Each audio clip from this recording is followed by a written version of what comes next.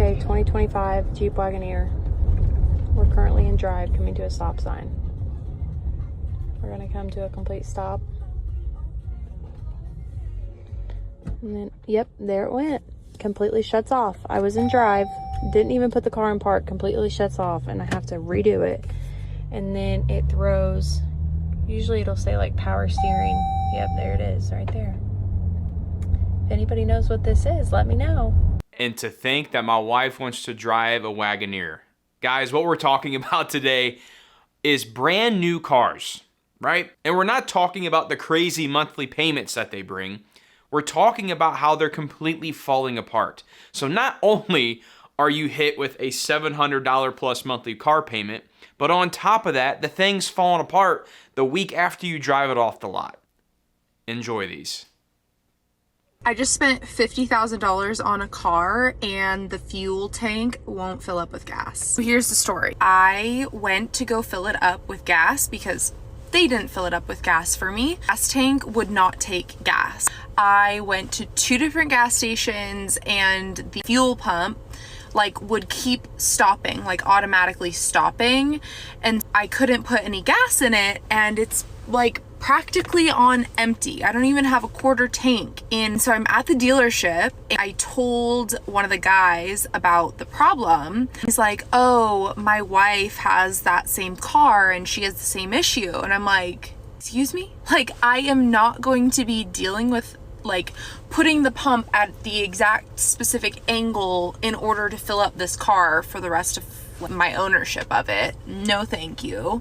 Is it possible to return a car? What are my options here? I'm leaning on you guys because I truly have no idea what to do. Could you imagine spending $50,000 on a car and then when you go to try to fill it up with gas for the first time, you can't put gas in it? I don't make this stuff up, guys. This is insane. And then you gotta call old Carl and he's gonna tell you what the problem is. So open the gas cap and take a look and go, ain't got no gas in it. Please tell me you know that movie quote. Anyways, looking at some comments here. It says, immediately knew it was a Land Rover. So I think somewhere in the comments she mentioned, or maybe the description, she said that it was a Land Rover that she was driving. The next one, it says, see, your first mistake was buying a Land Rover. So apparently new Land Rovers are not the way to go, people. The next one, though, I absolutely love. The guy goes, plot twist, it's an electric car. Could you imagine? I have seen those videos where a lady's trying to back in and find the gas cap for her to fill up her Tesla. It's like, lady, what are you doing? Favorite comment. What's happening, Philip? Every light on the dash is on. Just like the old Trace Atkins song, every light in the house is on.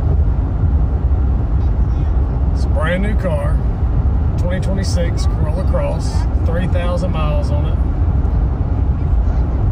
And I was just driving in cruise control. We just filled up too and it won't register the gas. Yeah, I filled the gas tank up till it was basically spewing over, and it's now it's just saying half a tank. I was just driving in cruise control, and all of a sudden the cruise control shut off, and we are, how far from home are we? 300 and 5 hours. No, we're 230, 40 miles. I don't know.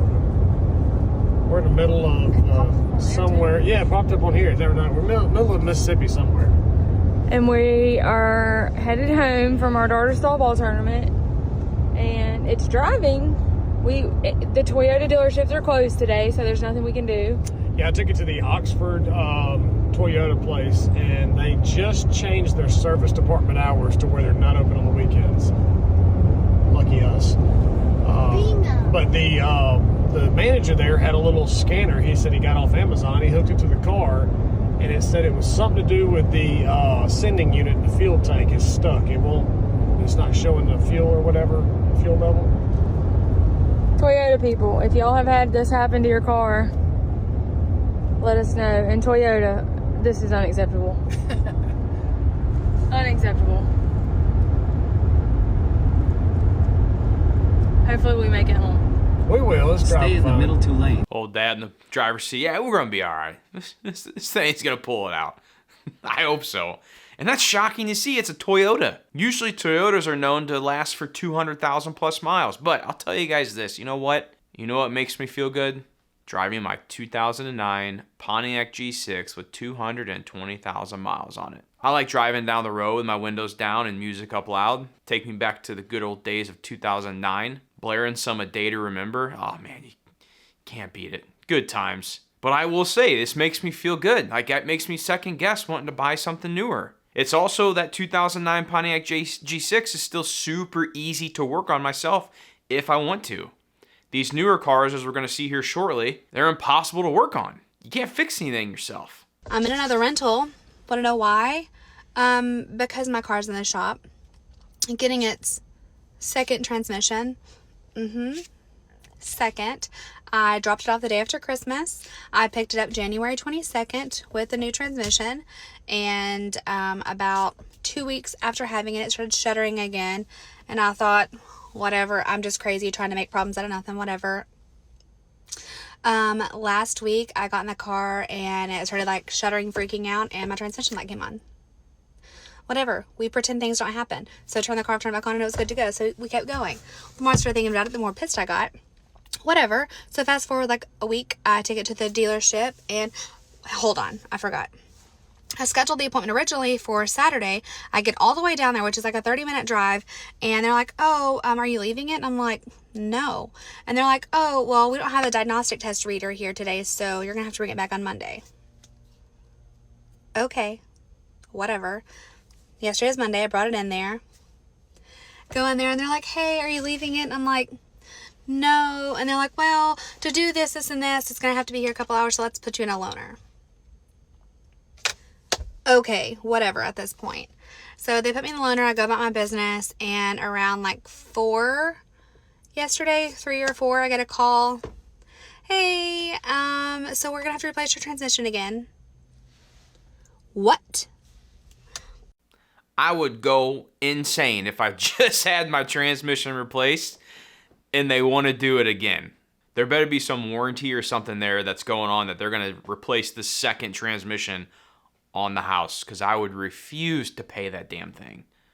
Oh my gosh. Now, here's what is even crazier, guys. I'm praying that this next video is satire and it's not true. It's gotta be a joke. But let's watch this and just enjoy the humor behind it, because when you think about it, mechanics out there, I know you guys will get the joke. Just watch it. So, doing a cabin filter replacement. It's hidden behind in the dash. So, step one is remove the doors, take the dash out, take all the dash out, and yeah, we'll have the dash out over here. And we come over here, then we can finally access the cabin air filter. Now we can change it, and yeah, that's going to be 0.2 for the customer pay only. And then we got to reassemble all this, of course. So okay, so that was some sort of Chevy he was working on, right? I don't know if that's true. I'm not familiar with the new car setup, I'll be honest with you. But if you legit have to do all of that just to get the filter out, whatever engineer designed that needs to be fired. What in the actual HE double hockey sticks? We bought this car a year ago and it has been nothing but problems. Cadillac has agreed to buy it back. They're refunding all of our payments, drive this thing over to the dealership and turn it in. I'm a little bit stressed just because I'm running low on time. I spent 2 hours cleaning this thing out, not even driving in shoes. I'm literally gonna drive in my socks just to make sure that I don't get it any more dirty. Honestly, probably being so ridiculous. I don't want to give them any reason to not refund what we've agreed to. It is a little weird knowing that this is my last time driving this car. Okay, you guys, I just got here. I'm gonna go in and talk to the service manager and see if we can get this process started. I need to speak to Kirk. But we'll have you come in that office right there if you give me this one here. Yeah. You got a driver's license, right? Paperwork is signed. We have the check, and I'm just waiting for Austin to come get me. Okay, now all that's left to do is get our stuff out of it.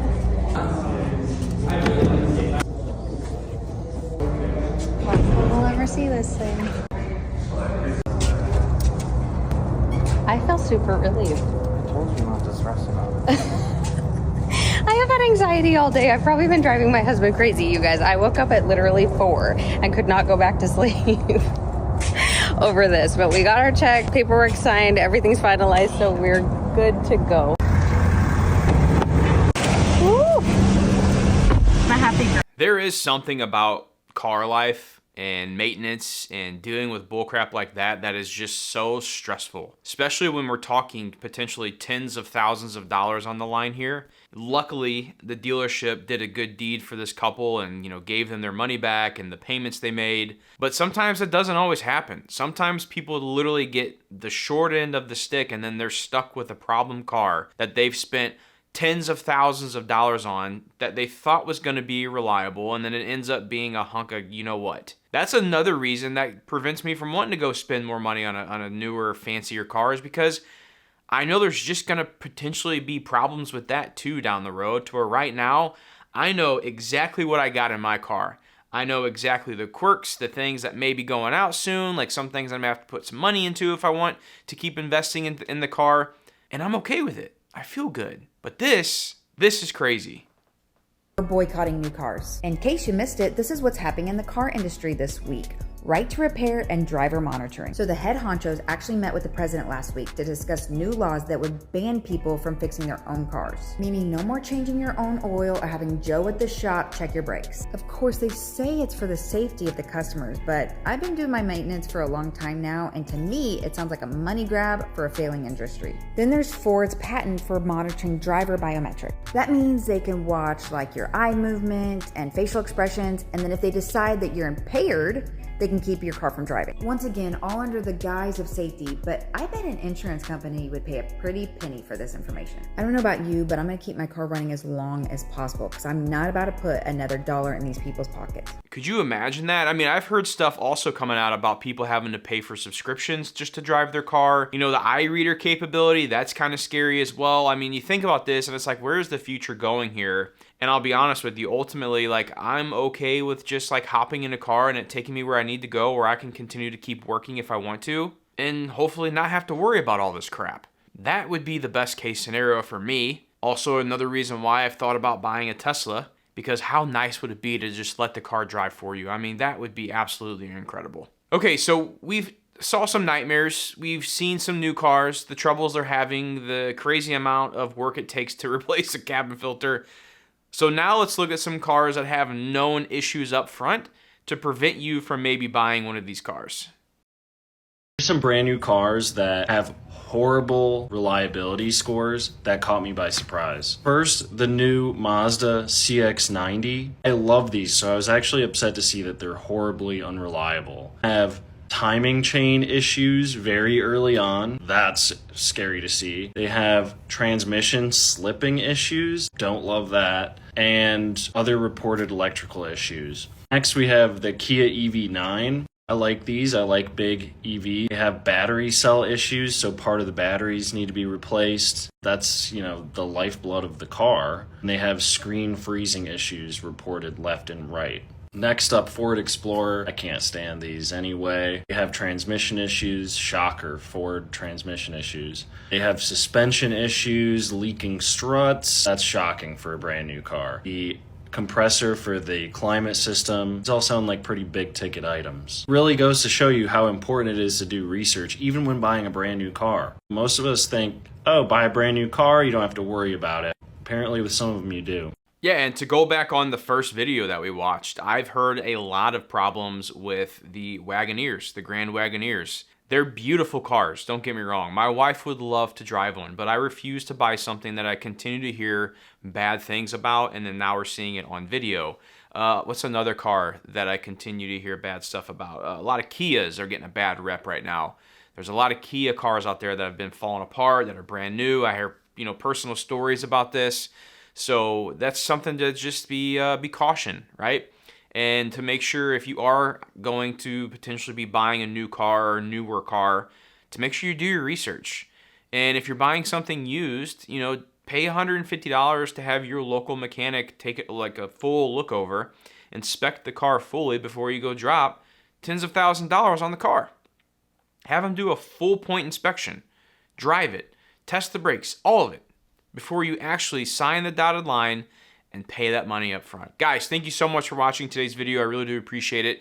If you enjoyed the video, please make sure you hit that hype button down below. That helps out this video and the overall channel. But as always, thanks again so much for watching, and until next video, you all take care.